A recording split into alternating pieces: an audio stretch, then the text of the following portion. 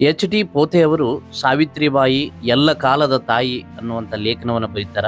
ಆ ಲೇಖನ ಹಿಂಗದ: ಇತಿಹಾಸದೊಳಗ ಶಿಕ್ಷಣ ಅಕ್ಷರಗಳ ಅಭ್ಯಾಸ ಅಷ್ಟೇ ಆಗಿರ್ಲಿಲ್ಲ, ಅದು ಅಧಿಕಾರ, ಸಂಸ್ಕೃತಿ, ಸಾಮಾಜಿಕ ನಿಯಂತ್ರಣದ ಜೊತೆಗೆ ಜೋಡಿಸಿಕೊಂಡಿದ್ದ ಶಕ್ತಿಯ ಕೇಂದ್ರ ಆಗಿತ್ತು.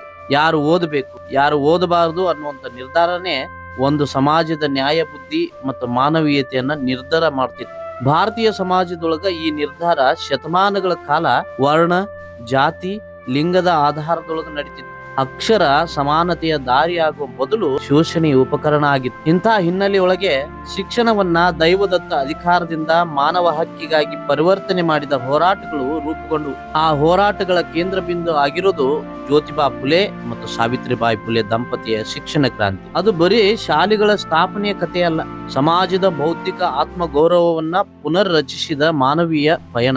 ಮಕ್ಕಳಿಗೆ ಶಿಕ್ಷಣವನ್ನು ಒದಗಿಸೋದು ಪ್ರಸ್ತುತದೊಳಗ ತೀರಾ ಕಷ್ಟವಾದ ವಿಚಾರ ಏನಲ್ಲ. ಪ್ರಜಾಸತ್ತಾತ್ಮಕ ವ್ಯವಸ್ಥೆಯೊಳಗ ಶಿಕ್ಷಣ ಪ್ರತಿಯೊಬ್ಬ ನಾಗರಿಕನ ಮೂಲಭೂತ ಹಕ್ಕು. ಸಂವಿಧಾನಾತ್ಮಕ ಭರವಸೆಗಳು, ರಾಜ್ಯದ ಶಿಕ್ಷಣ ನೀತಿಗಳು, ಸಾಮಾಜಿಕ ಜಾಗೃತಿಯ ಪರಿಣಾಮವಾಗಿ ಪೋಷಕರು ಮಕ್ಕಳನ್ನ ತಮ್ಮ ಆಸಕ್ತಿ, ಸಾಮರ್ಥ್ಯ, ಭವಿಷ್ಯದ ಗುರಿಗಳಿಗೆ ತಕ್ಕಂಗ ಶಿಕ್ಷಣ ಪಡೆಯುವಂಗ ಪ್ರೇರೇಪಿಸುವ ಅವಕಾಶವನ್ನ ಇವತ್ತು ಸಂವಿಧಾನ ಕಲ್ಪಿಸಿಕೊಟ್ಟದು. ಮತ, ಧರ್ಮ, ಜಾತಿ, ಲಿಂಗದ ಆಧಾರದ ಮೇಲೆ ಶಿಕ್ಷಣಕ್ಕೆ ನಿರ್ಬಂಧ ಹೇರುವ ವ್ಯವಸ್ಥೆಯನ್ನ ಸಮಕಾಲೀನ ಸಮಾಜ ತಿರಸ್ಕಾರ ಮಾಡ್ತದೆ. ಆದ್ರ ಈ ಸ್ಥಿತಿಯನ್ನ ಸಮಾಜ ಸಹಜವಾಗಿ ತಲುಪಿಲ್ಲ. ಇದರ ಹಿಂದ ಅಪಾರವಾದ ಹೋರಾಟ, ತ್ಯಾಗ, ಬೌದ್ಧಿಕ ಚಿಂತನೆ ಮತ್ತು ಸಾಮಾಜಿಕ ಪ್ರತಿರೋಧಗಳ ದೀರ್ಘವಾದ ಇತಿಹಾಸ ಕೂಡ ಅದ.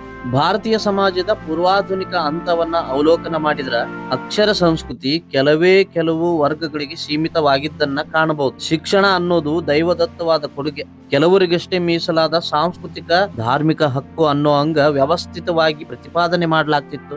ಇದರ ಪರಿಣಾಮವಾಗಿ ಶೂದ್ರರು, ಅತಿಶೂದ್ರರು ಮತ್ತು ಮಹಿಳೆಯರು ಶಿಕ್ಷಣದ ವಲಯಕ್ಕೆ ಪ್ರವೇಶ ಮಾಡೋದೇ ಧರ್ಮ ಭ್ರಷ್ಟತೆ, ಪಾಪ ಕಾರ್ಯ ಎನ್ನುವಂತ ಮಿಥ್ಯ ಭಾವನೆಗಳು ಸಮಾಜದೊಳಗೆ ಗಟ್ಟಿಯಾಗಿ ನೆಲೆಸಿದ್ದು. ಈ ವ್ಯವಸ್ಥೆ ಶಾರೀರಿಕ ಮತ್ತು ಮಾನಸಿಕ ದಾಸ್ಯವನ್ನ ನಿರ್ಮಾಣ ಮಾಡುವ ಕ್ರೂರ ತಂತ್ರ ಆಗಿತ್ತು. ಜನವಿರೋಧಿ ಮಾನವೀಯ ವ್ಯವಸ್ಥೆಯ ವಿರುದ್ಧ ಗಟ್ಟಿ ದನಿ ಎತ್ತಿದವರು ಆಧುನಿಕ ಭಾರತದ ಮಹಾನ್ ಸಮಾಜ ಸುಧಾರಕರಾದ ಮಹಾತ್ಮ ಜ್ಯೋತಿಬಾ ಫುಲೆ, ಮಾತೆ ಸಾವಿತ್ರಿಬಾಯಿ ಫುಲೆ. ಅವರು ಶಿಕ್ಷಣವನ್ನ ಬರೀ ಜ್ಞಾನಾರ್ಜನೆಯ ಸಾಧನವಾಗಿ ಅಷ್ಟೇ ನೋಡಲಾರದೆ ಸಾಮಾಜಿಕ ವಿಮೋಚನೆಯ ಮಲಾಮನ್ನಾಗಿ ಗ್ರಹಿಸಿದರು. ಶೂದ್ರ, ಅತಿಶೂದ್ರರು, ಮಹಿಳೆಯರಿಗೆ ಶಿಕ್ಷಣ ಒದಗಿಸುವುದನ್ನ ತಮ್ಮ ಜೀವನದ ಧ್ಯೇಯವನ್ನಾಗಿ ಮಾಡಿಕೊಂಡ ಈ ದಂಪತಿಗಳು ಸಮಾನತೆ, ಮಾನವೀಯತೆ ಮತ್ತು ಸಾಮಾಜಿಕ ನ್ಯಾಯದ ಹೋರಾಟದೊಳಗ ಅಪೂರ್ವ ಪಾತ್ರ ವಹಿಸಿದ್ರು. ಈ ಕಾರಣಕ್ಕಾಗಿನೇ ಡಾಕ್ಟರ್ ಬಿ.ಆರ್. ಅಂಬೇಡ್ಕರ್ ಅವರು ಜ್ಯೋತಿಬಾ ಫುಲೆ ಅವರನ್ನ ಭಾರತೀಯ ಸಮಾಜ ಪರಿವರ್ತನೆಯ ಪಿತಾಮಹ ಅಂತೇಳಿ ಗೌರವಪೂರ್ವಕವಾಗಿ ಸ್ಮರಣೆ ಮಾಡ್ತಾರೆ. ಸಾವಿತ್ರಿಬಾಯಿ ಫುಲೆ ಅವರು ಭಾರತದ ಮೊದಲ ಮಹಿಳಾ ಶಿಕ್ಷಕಿ ಅನ್ನುವಂತ ಐತಿಹಾಸಿಕ ಗೌರವಕ್ಕೆ ಪಾತ್ರರಾಗ್ತಾರೆ. ಅವರು 1831 ಜನವರಿ 3ಕ್ಕ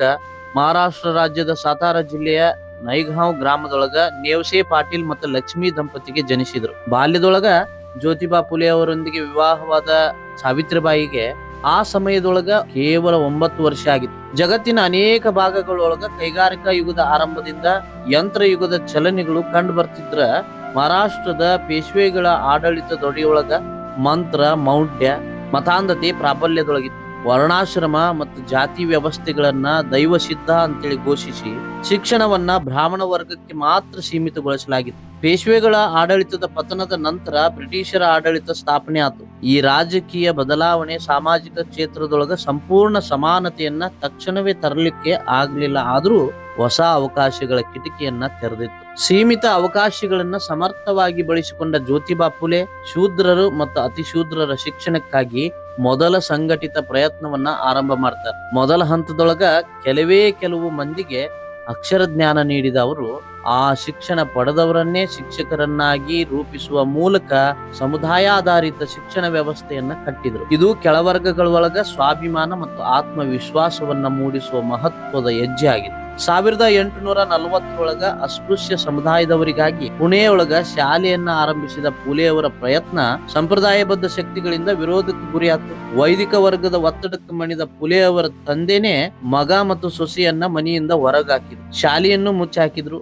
ಆದ್ರೆ ಆ ಘಟನೆ ಫುಲೆ ದಂಪತಿಯನ್ನ ಹಿಂಜರಿಯುವಂಗ ಮಾಡ್ಲಿಲ್ಲ. 1851 ಜುಲೈ 3ಕ್ಕ ಅವರು ಮಹಿಳೆಯರಿಗಾಗಿ ಶಾಲೆಯನ್ನ ಪ್ರಾರಂಭ ಮಾಡ್ತಾರೆ. ಮಹಿಳೆಯರನ್ನ ಅಸ್ಪೃಶ್ಯರಂಗ ಕಾಣುತ್ತಿದ್ದ ಕಾಲಘಟ್ಟದೊಳಗ ಮಹಿಳಾ ಶಿಕ್ಷಣದ ಮಹತ್ವವನ್ನ ದೂರದೃಷ್ಟಿಯಿಂದ ಗ್ರಹಿಸಿದ್ರು. ಮಹಿಳೆಯರ ಶಿಕ್ಷಣನೇ ಸಮಾಜದ ಸಮಗ್ರ ಪರಿವರ್ತನೆಗೆ ಮೂಲ ಅನ್ನುವಂತ ಅವರ ನಂಬಿಕೆ ಇವತ್ತಿಗೂ ಪ್ರಸ್ತುತ ಆಗಿ ನಿಲ್ತದೆ. ಸಾವಿತ್ರಿಬಾಯಿ ಅವರಿಗೆ ಸ್ವತಃ ಜ್ಯೋತಿಬಾ ಫುಲೆ ಅವರೇ ಮರಾಠಿ, ಇಂಗ್ಲಿಷ್, ಫಾರ್ಸಿ ಮತ್ತು ಸಂಸ್ಕೃತ ಭಾಷೆಯ ಶಿಕ್ಷಣವನ್ನ ನೀಡ್ತಾರ.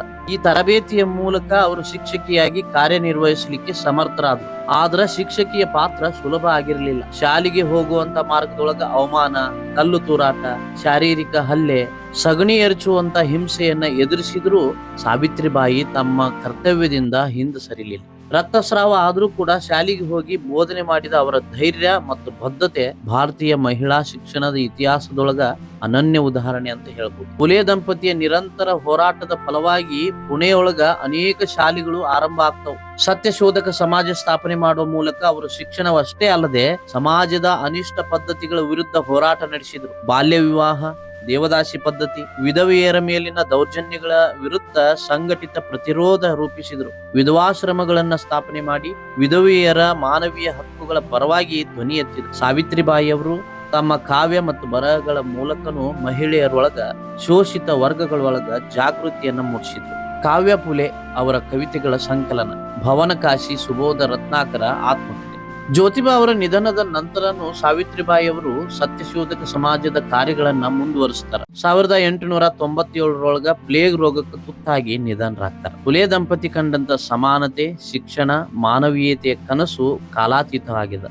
ಅದು ಇವತ್ತಿಗೂ ಭಾರತೀಯ ಸಮಾಜಕ್ಕೆ ದಿಕ್ಕು ತೋರಿಸುವ ಚಿಂತನಾ ದೀಪ ಆಗ್ಯದ. ಶೂದ್ರರು, ಅತಿಶೂದ್ರರು, ಮಹಿಳೆಯರು ಅಕ್ಷರ ಜ್ಞಾನದಿಂದ ಸಬಲರಾಗಬೇಕು ಅನ್ನುವಂತ ಫುಲೆ ದಂಪತಿ ಕನಸನ್ನ ಸಾಕಾರಗೊಳಿಸುವ ಹೊಣೆಗಾರಿಕೆ ಇವತ್ತಿನ ತಲೆಮಾರಿನ ಮೇಲೆ. ಅವರ ಚಿಂತನೆಗಳನ್ನ ಇತಿಹಾಸದ ಭಾಗವಾಗಿ ಅಷ್ಟೇ ಕಾಣಲಾರದೆ ಸಮಕಾಲೀನ ಸಾಮಾಜಿಕ ಅಸಮಾನತೆಯನ್ನ ಪ್ರಶ್ನಿಸುವ ಜೀವಂತ ಚಿಂತನಾ ಪರಂಪರೆಯಾಗಿ ಅರ್ಥ ಮಾಡಿಕೊಳ್ಳಬೇಕಾಗಿದೆ. ಈ ದಿಶೆಯೊಳಗ ಫುಲೆ ದಂಪತಿಯ ಹೋರಾಟ ಇವತ್ತಿಗೂ ನಮ್ಮ ಸಾಮಾಜಿಕ ಜವಾಬ್ದಾರಿಯನ್ನ ನೆನಪಿಸುವ ಮಹತ್ವದ ಮಾರ್ಗದರ್ಶಿಯಾಗಿದೆ. ಪ್ರಸ್ತುತದ ಶಿಕ್ಷಣ ಎಲ್ಲರಿಗೂ ಲಭ್ಯ ಇರುವಂಗ ಕಂಡ್ರೂ ಅದರ ಸಮಾನ ಪ್ರವೇಶ, ಗುಣಮಟ್ಟ, ಸಾಮಾಜಿಕ ನ್ಯಾಯ ಇನ್ನೂ ಸಂಪೂರ್ಣವಾಗಿ ಸಾಕಾರಗೊಂಡಿಲ್ಲ. ಈ ಸಂದರ್ಭದೊಳಗೆ ಫುಲೆ ಸಾವಿತ್ರಿಬಾಯಿ ಅವರ ಹೋರಾಟ ನಮಗ ನೆನಪಿಸೋದು ಒಂದ ಸತ್ಯವನ್ನ: ಶಿಕ್ಷಣ ಕೇವಲ ವ್ಯಕ್ತಿಯ ಉನ್ನತಿಗಲ್ಲ, ಸಮಾಜದ ನೈತಿಕ ಮರು ಸಂರಚನೆಗೆ ಅಗತ್ಯವಾದ ಶಕ್ತಿ. ಶೂದ್ರರು, ಅತಿಶೂದ್ರರು, ಮಹಿಳೆಯರು ಅಕ್ಷರ ಜ್ಞಾನದಿಂದ ಸಬಲರಾಗಬೇಕು ಅನ್ನುವಂತ ಅವರ ಕನಸು ಇವತ್ತಿನ ತಲೆಮಾರಿನ ಜವಾಬ್ದಾರಿಯಾಗಿ ನಮ್ಮ ಮುಂದೆ ನಿಂತದ್ದು. ಆ ಕನಸನ್ನ ಜೀವಂತವಾಗಿಡೋದು ಅಂದ್ರ ಫುಲೆ ದಂಪತಿಗಳನ್ನ ಸ್ಮರಿಸೋದಲ್ಲ, ಅವರ ಪ್ರಶ್ನೆಗಳನ್ನ, ಅವರ ಪ್ರತಿರೋಧವನ್ನ ಮತ್ತು ಅವರ ಮಾನವೀಯ ದೃಷ್ಟಿಯನ್ನ ಸಮಕಾಲೀನ ಸಮಾಜದೊಳಗ ಮುಂದುವರಿಸೋದ ನಿಜವಾದ ಗೌರವ.